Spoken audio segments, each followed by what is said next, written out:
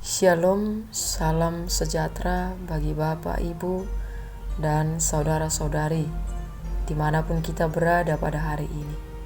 Untuk mengawali segala aktivitas kita sepanjang satu hari ini, baiklah terlebih dahulu kita disapa melalui firman Tuhan yang menjadi renungan harian hari ini, sehingga kita dimampukan untuk melaksanakan segala aktivitas kita sesuai dengan kehendak Tuhan. Marilah kita berdoa.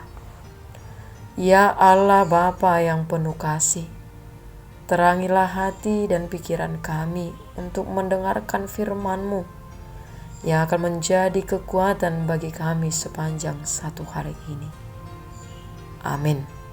Firman Tuhan bagi kita pada hari Minggu tanggal 27 Juni 2021 yang tertulis dalam 2 Samuel pasal 1 ayat 26. Merasa susah aku karena engkau, saudaraku Jonathan. Engkau sangat ramah kepadaku.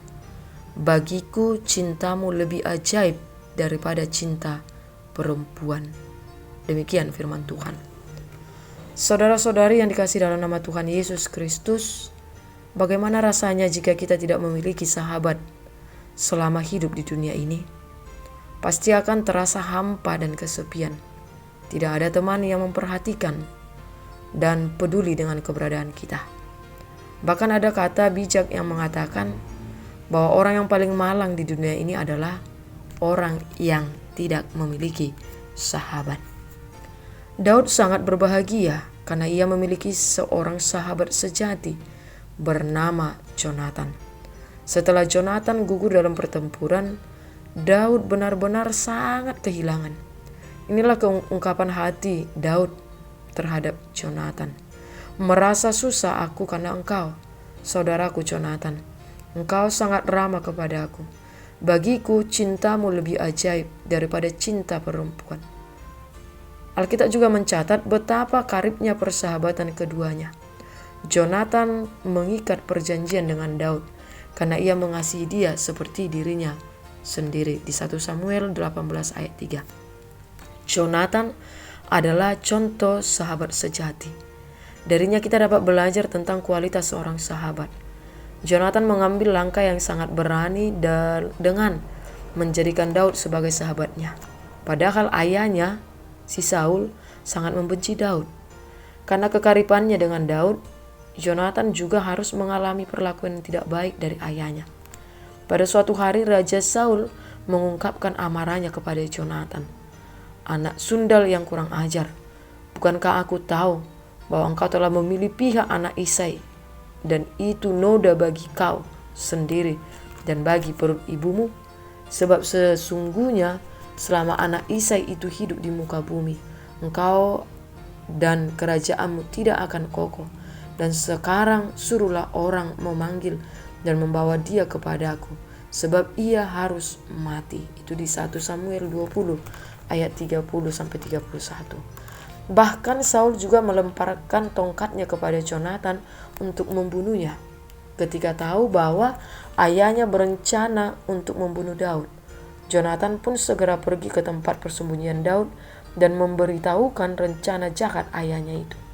Jonathan memang tidak berbuat apa-apa untuk mengurangi kebencian ayahnya terhadap Daud, tetapi ia dapat berbuat sesuatu, menyatakan kesetiaannya sebagai seorang sahabat Daud.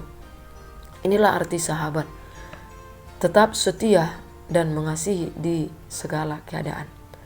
Bapak, Ibu, saudara-saudara yang kasih dalam nama Tuhan Yesus Kristus, apakah kita bisa menjadi seorang sahabat yang baik seperti Jonathan? Apa yang bisa kita pelajari dari Jonathan? Dari persahabatannya dengan Daud, setiap hamba Allah bisa belajar apa yang sebenarnya penting dalam sebuah persahabatan. Sahabat itu tidak perlu berasal dari latar belakang dan umur yang sama, tetapi yang terpenting mereka punya iman yang kuat kepada Allah. Persahabatan seperti itulah yang bisa menghasilkan banyak berkat. Kita bisa melihat buktinya dari persahabatan Jonathan dan Daud. Mereka saling menyemangati dan menghibur satu sama lain. Ini khususnya penting karena persahabatan mereka akan menghadapi ujian yang lebih sulit. Maka dari itu Bapak Ibu Saudara-saudari, marilah kita saling menghargai. Marilah kita saling menghormati setiap orang yang mau bersahabat dengan kita. Dan hiduplah di dalam kasih persaudaraan yang daripada Tuhan. Mari kita membina persaudaraan baik di tengah-tengah keluarga kita, di sekolah, di dalam pekerjaan kita, di tengah-tengah gereja, atau di tengah-tengah masyarakat kita. Supaya kasih persaudaraan yang daripada Kristus boleh tinggal di tengah-tengah persaudaraan kita masing-masing. Amin. Kita berdoa. Di hari Minggu yang Tuhan kuduskan ini, kami menerima kekuatan firman Tuhan yang mengajari kami supaya kami boleh membina tali persahabatan yang lebih baik, yang berlandaskan kasih yang daripadamu di tengah-tengah hidup kami. Biarlah Tuhan kami bersama-sama membina persaudaraan kami, baik itu tengah-tengah keluarga antara suami, istri, ibu, anak, dan keluarga lainnya Tuhan. Juga di tengah-tengah masyarakat kami, di gereja, di sekolah, di pekerjaan, dan dimanapun kami berada Tuhan. Biarlah kami boleh menjalin komunikasi persaudaraan dengan orang lain. Demikian juga orang lain mau senang hati bersahabat dengan kami. Kami mau Tuhan berbagi kasih yang daripadamu lewat tali persaudaraan kami. Berkati kami Tuhan untuk satu di dalam Kristus, satu di dalam persekutuan kami, sehingga kami kuat tumbuh di dalam iman lewat persaudaraan kami masing-masing. Di dalam nama Yesus kami berdoa mengucap syukur. Amin.